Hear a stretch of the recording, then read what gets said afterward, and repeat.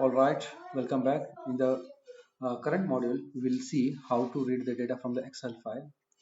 To read the data from the Excel file, we know we need to use the read range activity. I'll just drag and drop this read range activity. So it will expect two parameters. One is the path of the file. I just place the path of the file for here. So we know this is the data is read from the config file since we added over there, and the sheet range I'll just put the A1 because starting point I'm adding over here.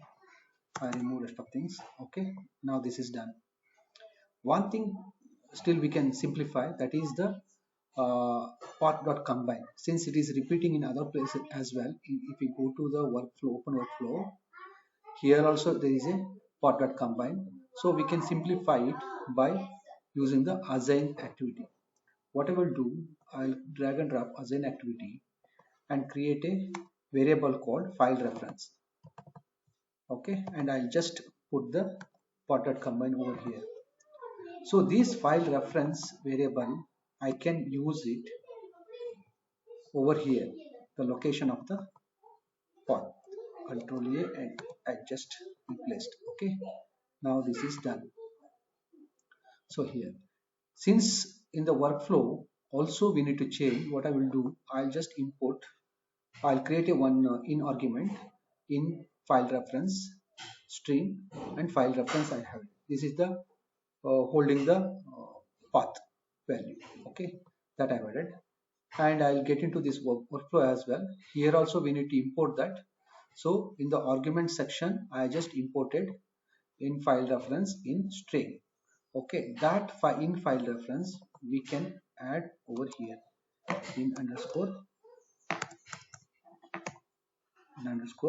file reference. Okay, done. This setup is done now. I'll just click on save. Now let me come back to actual part, reading data. So we have set up for reading data from the Excel, but we have to save this data in some output variable. So I'll just create an output variable, one output transaction data. Since I have already created a variable, it's showing over there output transaction that I created, but we need to pass it as a arguments because we need to use that output data in the main.xaml. So I just, instead of creating variable, I just put a variable here, output transaction data out data table. Okay, so this is now done. From the main XAML, we need to import that. First of all, in the variable, if you see over here, there is a transaction data available. Okay, so here we need to assign our data to this field, transaction data. So what I will do, I'll import arguments out transaction data out data table. Here I'll put transaction data. Okay, now this is done now.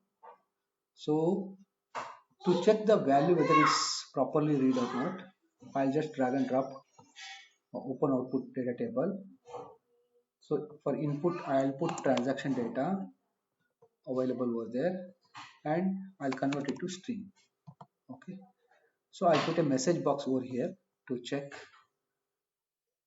the data is popping up or not. So I'll just put string. Okay, done now. So let me save all and run the process.